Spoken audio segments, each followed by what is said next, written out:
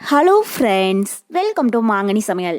இன்றைக்கி நம்ம மாங்கனி சமையலில் விநாயகர் சதுர்த்தி ஸ்பெஷலாக நல்லா சாஃப்டான இனிப்பு பிடி கொழுக்கட்டை எப்படி பண்ணுறதுன்னு தான் பார்க்க போகிறோம். பொதுவாக கொழுக்கட்டை சூடாக இருக்கிற போது சாஃப்டாக இருக்கும், ஆறிடுச்சுன்னா ஹார்டான மாதிரி ஆகிடும்.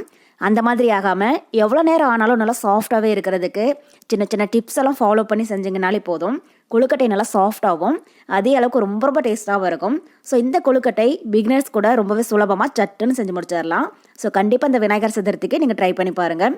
சரி வாங்க, இப்போ இந்த இனிப்பு பிடி கொழுக்கட்டை எப்படி பண்ணுறதுன்னு பார்க்கலாம்.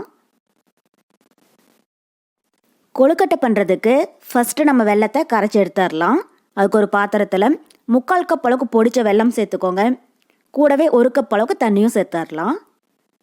சேர்த்துட்டு இப்போ ஸ்டவ் மீடியம் ஹீட்டில் வச்சு இதை லைட்டாக கலந்து விட்டுக்கிட்டே இருங்க. பாகு கம்பி பதம் வரணுங்கிற அவசியம் இல்லை. வெல்லம் தண்ணியில் நல்லா கரைஞ்சிச்சுன்னா போதும். ஏன்னா வெள்ளத்தில் பார்த்தீங்கன்னா நிறைய மண் தூசியெல்லாம் இருக்கும். இது மாதிரி நம்ம கரைச்சிட்டு வடித்து சேர்க்குற போது அந்த மண் தூசியெல்லாம் ஃபில்டர்லேயே நின்றுடும். அதுக்காக தான் பாருங்கள், இப்போ வெல்லம் நல்லா கரைஞ்சிடுச்சு. ரொம்ப நேரம் கொதிக்க விட்டுறாதீங்க. இந்த அளவுக்கு வெல்லம் நல்லா கரைஞ்சி ஒரு கொதி வந்துச்சுன்னா போதும். இப்போ இது ஓரமாக எடுத்து வச்சிடலாம். அடுத்தது ஒரு கடாயில் 2 டேபிள் ஸ்பூன் பாசி பருப்பு சேர்த்துக்கோங்க. சேர்த்துட்டு இப்போ ஸ்டவ் மீடியம் ஹீட்டில் வச்சு இதை நல்லா வாசம் வர அளவுக்கு வறுத்துடுங்க. ஸ்டவ் மீடியம் ஹீட்லேயே வச்சு வருங்க. அப்போ தான் பருப்பு கரிஞ்சிடாமல் ஒரே மாதிரி நல்லா வறுப்படும். பாருங்கள், இப்போ பாசிப்பருப்பு நல்லா வறுப்பட்டு நல்லா ஸ்மெல் வர ஆரம்பிச்சிடுச்சு. உங்களுக்கு பார்க்குற போதே தெரியும். ரொம்பவே கலர் மாற விட்டுடாதீங்க. இந்த அளவுக்கு லைட்டாக கோல்டன் ப்ரௌன் ஆச்சுன்னா போதும். இப்போ இந்த ஸ்டேஜில் இதை தனியாக ஒரு பிளேட்டில் எடுத்து வச்சிடலாம். இப்போ அடுத்தது கடாயில் 1 டேபிள் ஸ்பூன் நெய் சேர்த்துக்கோங்க. நெய் உருகினதும் இதில் 1/2 கப் அளவுக்கு துருவின தேங்காய் சேர்த்துடலாம். தேங்காவை இது மாதிரி துருவி கூட சேர்க்கலாம், இல்லைன்னா நீங்கள் சின்ன சின்னதாக கட் பண்ணி கூட சேர்த்துக்கோங்க. சேர்த்துட்டு இப்போ தேங்காயுடைய ஈரப்பதம் போகிற அளவுக்கு இதை லைட்டாக வறுத்தரலாம். தேங்காய் கார் மாறிடக்கூடாது. கார் மாறாமல் ஈரப்பதம் போக வறுப்பட்டுச்சுன்னா போதும். இது மாதிரி நம்ம தேங்காயை நெய்லியே வறுத்து கொழுக்கட்டை பண்ணுற போது நம்ம கொழுக்கட்டை 2-3 நாள் வரைக்கும் கூட வெளியில் வச்சுருந்து சாப்பிட்லாம். கெட்டு போகாது, ரொம்பவே நல்லா இருக்கும். பாருங்கள், இப்போ தேங்காயுடைய ஈரப்பதம் போக நல்லா வறுப்பட்டுருச்சு. இப்போ இதில் நம்ம வறுத்து வச்சுருக்கிற பாசிப்பருப்பை உள்ள சேர்த்துடலாம். ஆல்ரெடி நம்ம பாசிப்பருப்பை வறுத்து வச்சுருக்கிறதுனால இப்போ அதிக நேரம் வறுக்கணும் அப்படிங்கிறது கிடையாது. ஜஸ்ட் லைட்டாக 1 நிமிஷம் போல் வறுத்திங்கன்னா போதும். இது மாதிரி நம்ம நெய்லியே வறுத்துட்டு கொழுக்கட்டை பண்ணுற போது கொழுக்கட்டை நல்லா டேஸ்ட்டாகவும் அதே அளவுக்கு நல்லா மணமாகவும் இருக்கும். அதுக்காக தான். பாருங்கள், இப்போ தேங்காயும் பாசிப்பருப்பும் நல்லா வறுப்பட்டுருச்சு. இப்போ இதில் நம்ம கரைச்சி வச்சுருக்கிற வெள்ளைப்பாக ஒரு டீ ஃபில்டர் வச்சு வடித்து உள்ள சேர்த்துடலாம். சேர்த்துட்டு இப்போ இதை லைட்டாக கலந்து விட்டுருங்க. இப்போ இது மீடியம் ஹீட்டில் லைட்டாக ஒரு கொதி வரட்டும். பாருங்கள், இப்போ பாகு லைட்டாக கொதிக்க ஆரம்பிச்சிடுச்சு. இப்போ இதில் ஒரு 2 டீஸ்பூன் அளவுக்கு எள் சேர்த்துக்கோங்க. கருப்பு எள் இல்லைன்னா வெள்ளை எள், ரெண்டுலேயும் எது வேணாலும் பயன்படுத்திக்கோங்க. கூடவே வாசனைக்காக 1/4 டீஸ்பூன் ஏலக்காய் பவுடரும் சேர்த்துடலாம். சேர்த்துட்டு இப்போ இதில் 1 கப் அளவுக்கு கொழுக்கட்டை மாவு சேர்த்துக்கோங்க. ஸோ நான் கடையில் வாங்கின கொழுக்கட்டை மாவு தான் பயன்படுத்துகிறேன். கொழுக்கட்டை மாவுக்கு பதில் நீங்கள் பச்சரிசி மாவு இருந்தாலும் யூஸ் பண்ணிக்கோங்க. இப்போ அரிசி மாவை உள்ளே சேர்த்துட்டு இதை கைவிடாமல் ஒரு 5 நிமிஷத்துக்கு நல்லா கலந்து விட்டுட்டே இருங்க, ஸ்டவ் மீடியம் ஹீட்டில் வச்சு. இப்போ பார்த்தீங்கன்னா கொஞ்சம் இணக்கமாக இருக்கிற மாதிரி தான் இருக்கும்.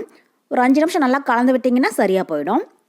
சின்ன சின்னதாக கட்டி ஏதாவது விழுந்துருந்துச்சுன்னா கூட இது மாதிரி கரண்டியெல்லாம் நல்லா அமுத்தி விட்டுருங்க.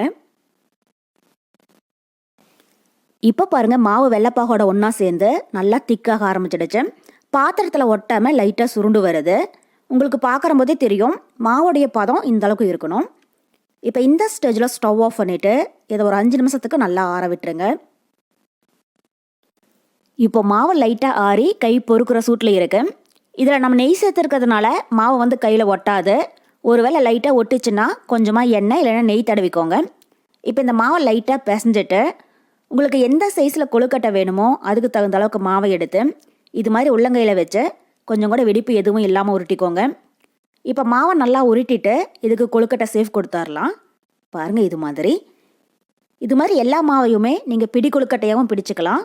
இல்லை அப்படின்னா கொழுக்கட்டை மோல்டில் வச்சு நம்ம மோதகம் மாதிரியும் செய்யலாம். அதுக்கு இது மாதிரி ஒரு கொழுக்கட்டை மோல்டு எடுத்துக்கோங்க. இப்போ இதில் கொஞ்சமாக எண்ணெய் இல்லைன்னா நெய் தடவி விட்டுறலாம். அப்போ தான் மாவு மோல்டில் ஒட்டாமல் வரும்.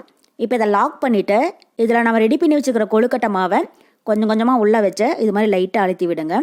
ஒரே டைமில் மொத்தமாக வைக்க வேண்டாம். இது மாதிரி கொஞ்சம் கொஞ்சமாக மாவு வச்சுக்கோங்க.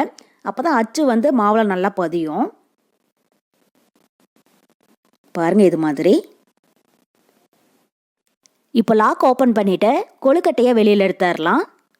பாருங்கள் மாவு கொஞ்சம் கூட மோல்டில் ஒட்டவே இல்லை, கரெக்டான சேஃபில் வந்திருக்கு. இது மாதிரி நீங்கள் மோதகம் மாதிரியும் செய்யலாம், இல்லைன்னா நம்ம ஃபஸ்ட்டு செஞ்ச மாதிரி பிடி கொழுக்கட்டையாகவும் பிடிச்சு எடுத்துக்கோங்க. ஸோ ரெண்டுமே ரொம்பவே ஈஸியான மெத்தேடு தான். இப்போ இதே மாதிரி எல்லா மாவையுமே கொழுக்கட்டை பிடிச்சு இட்லி பிளேட்டில் எடுத்து வச்சுக்கோங்க. அதுக்கப்புறமா நம்ம இதை ஆவியில் வேக வச்சிடலாம். ஸோ இட்லி பிளேட்டில் அடி பிளேட்டில் மட்டும் கொழுக்கட்டைகள் வைக்க வேண்டாம், ஏன்னா ஒரு சில டைமில் இது ஆவியில் வேகிற போது தண்ணி உள்ளே போகிறதுக்கு சான்சஸ் இருக்குது. அதனால் அதுக்கு அடுத்த பிளேட்லேருந்து வச்சுக்கோங்க. இப்போ இதை நம்ம வேக வச்சிடலாம். அதுக்கு இட்லி பாத்திரத்தில் தண்ணி நல்லா சூடாயிட்ருக்கு. இப்போ தண்ணி சூடானதும் நம்ம ரெடி பண்ணி வச்சுருக்கிற கொழுக்கட்டையை உள்ளே வச்சிடலாம். இப்போ இட்லி பாத்திரத்தோடைய மூடி போட்டு மூடி வச்சுடுங்க. இது மீடியம் ஹீட்டில் 7லேருந்து 8 நிமிஷம் நல்லா வேகட்டும். 8 நிமிஷத்துக்கு அப்புறமா எப்படி இருக்குன்னு பார்க்கலாம். பாருங்கள் இப்போ ஒரு 8 நிமிஷம் போல் கொழுக்கட்டைகள் நல்லா வெந்துருச்சு. இப்போ இதை நம்ம வெளியில் எடுத்துடலாம்.